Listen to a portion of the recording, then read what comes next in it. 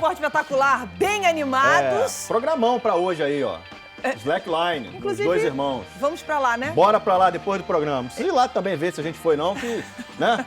Pode ser que a gente não vá também, não sei. Agora, Caramba, eu fico pensando que coragem, o seguinte, a gente sempre mostra indo, né? Aí a gente terminou a reportagem com aquela imagem dele ali apertadinho na pedra. Tem que voltar. Tem que voltar. Tem que voltar. Tem que voltar, não acabou, gente. não. Se ele pensar ali, caramba, o que eu fiz? Amigo, volta. Não tem jeito. Não tem jeito. Muito Acho que eu mudei de ideia. Não Maravilhoso, vou não. Vou pra paisagem praia. incrível. Tem que ser corajoso, tem que ser brabo mesmo pra fazer um negócio desse. Parabéns pra eles. Último programa do ano, né?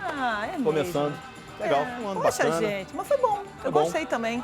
Você chegou no programa. Cheguei no programa. Seja pois muito Meu primeiro fim de ano aqui no Esporte Espetacular. Muito legal, bom. Gente. Vamos olhar pra frente, então. Muita coisa no Esporte Espetacular de hoje, inclusive esse último do ano. Aliás, esse ano, gente, completaram-se 20 anos da morte de um cara que foi um dos maiores pilotos da história da Fórmula 1. Você deve ter ouvido falar do argentino Juan Manuel Fangio. Olha, ele era o máximo mesmo. O Fangio era o ídolo do Ayrton Senna, hein, gente?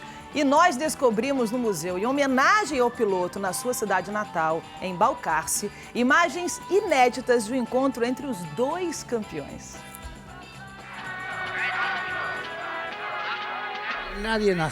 Ninguém nasce piloto. Você vira piloto. Um piloto 5 vezes campeão da Fórmula 1.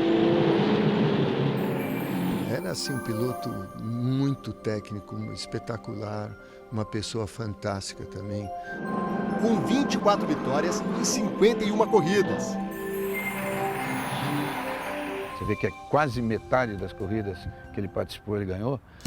O ídolo de um dos maiores ídolos do Brasil. Eu ontem à noite tive a oportunidade de, em Buenos Aires, estar com o Fangio, que para mim é o maior de todos. Juan Manuel Fangio, um nome que é sinônimo de amor à velocidade. Se eu fosse definir em uma só palavra, fantástico. Segunda palavra, maravilhoso. Eu via muito o jeito que ele pilotava, né? Muita precisão. Eu tentei copiar muito o estilo do Fangio de pilotar, que é sempre repetir a mesma volta no mesmo lugar. Eu era muito constante e o Fangio me inspirou a fazer isso. Jack Stewart, Emerson Fittipaldi, Ayrton Senna. Lendas reverenciando o primeiro grande nome da Fórmula 1. Há 65 anos, em 1950, a recém-criada Fórmula 1 oficializava uma paixão mundial por carros, pela velocidade. Os GPs já existiam, mas ainda faltava um campeonato. Nino Farina, Alberto Ascari, Stirling Moss e Juan Manuel Fangio eram os grandes nomes dessa primeira década da Fórmula 1. Tinha que ter muita coragem, muita técnica para correr naqueles carros. Você já viu, né, pelas fotos, a gente vê aqueles capacetes que são simples gorrinhos de couro amarrados, né? A cabeça totalmente fora, quer dizer, não tem, o Santo Antônio está aqui abaixo da cabeça. Se o carro capotasse, a sua cabeça era o anteparo, né, em um acidente. As baratinhas, como eram conhecidas, atingiam mais de 200 km por hora, rápidas e perigosas. Por isso, as mortes eram tão frequentes nos circuitos. Antes, os acidentes eram mortais. Em 10 anos que corri na Europa, morreram 30 pilotos. Fangio deu essa entrevista em 1992. Foi um dos sobreviventes daquela época. No museu que fica em sua cidade natal, Balcarce, e que leva o nome do pentacampeão, está exposto o capacete do acidente mais grave da carreira, amassado e tão frágil quanto a segurança dos pilotos naqueles anos. Não havia nem cinto de segurança nos carros. Se um piloto tem medo, não pode correr. Não é coragem, é confiança em você mesmo e em toda a equipe que trabalha no carro. Era uma Fórmula 1 muito diferente, como podemos ver nessas imagens do GP da Alemanha de 1957, corrida em que Fangio conquistou o pentacampeonato. É possível acompanhar o pit stop, que levava mais de 40 segundos. Repare que Fangio até sai do carro enquanto os mecânicos, amarretadas, trocam os pneus. Bem distante da tecnologia da Fórmula 1 atual. Bastam 2 segundos para trocar 4 pneus. Que parada 2.7! Nico Rosberg, atual vice-campeão mundial, pilotou numa exibição a Mercedes com a qual o argentino foi campeão em 1954.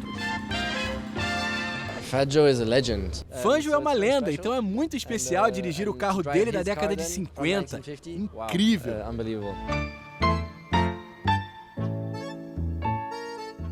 No Museu Fangio, em Balcarce, além da Mercedes, estão expostas a Ferrari e a Maserati dos títulos de 56 e 1957. Fangio era de uma família humilde. A réplica da oficina mecânica em que ele começou a trabalhar aos 11 anos de idade como faxineiro ocupa um dos andares do museu. Foi nessa oficina que Fangio conheceu o que seria o seu verdadeiro amor. Eu senti por el auto uma grande paixão.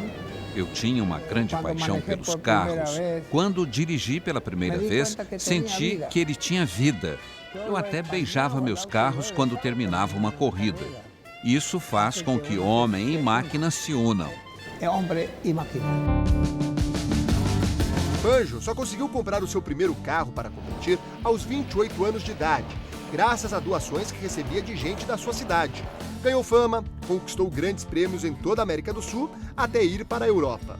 Não fui correr por dinheiro, e sim porque gostava. E quando você faz o que gosta, vai fazer bem.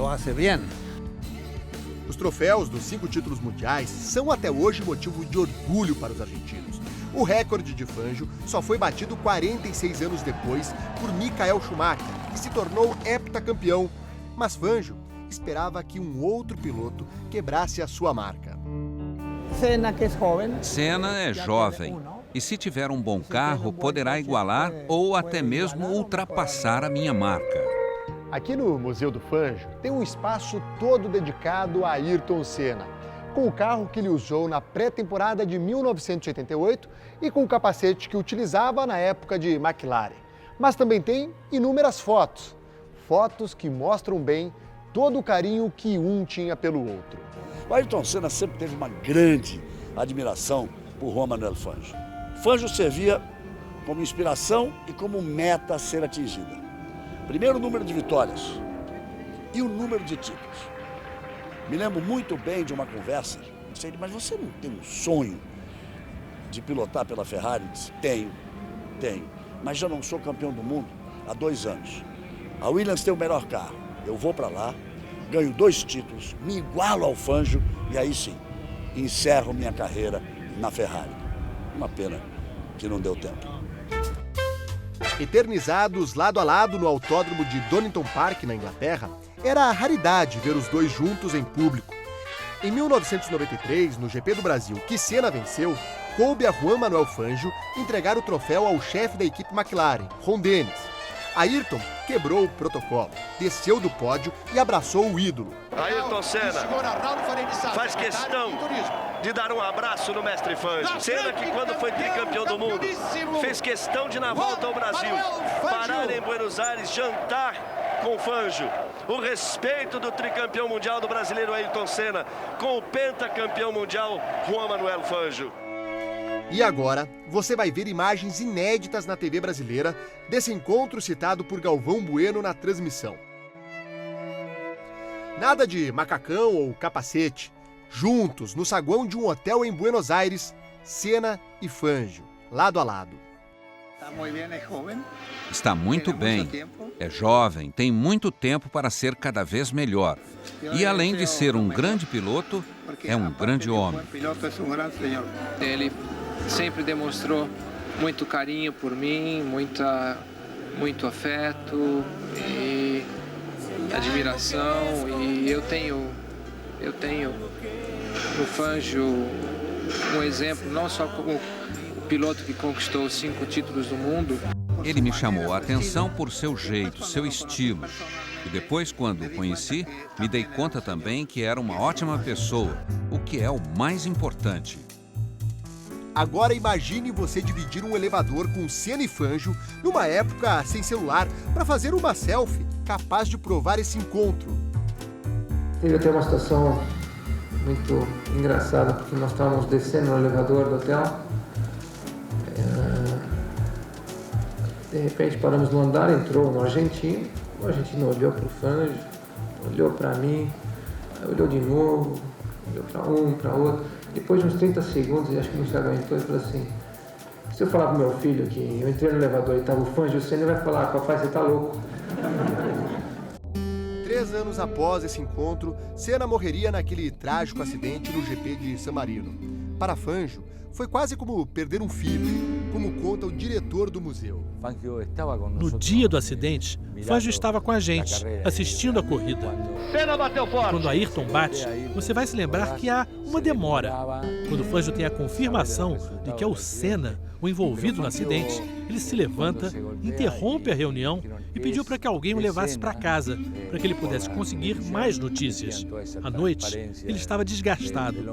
Foi muito triste para ele. Era possível ver no brilho dos seus olhos azuis que ele estava muito triste. Em declaração a um jornal argentino, Fangio disse: morreu meu sucessor. O pentacampeão viria a falecer um ano depois de Senna, em 1995, aos 84 anos. Há 20 anos, o cortejo comoveu a Argentina e contou com a presença de ex-pilotos, como a do tricampeão Jack Stewart, que o tinha como amigo.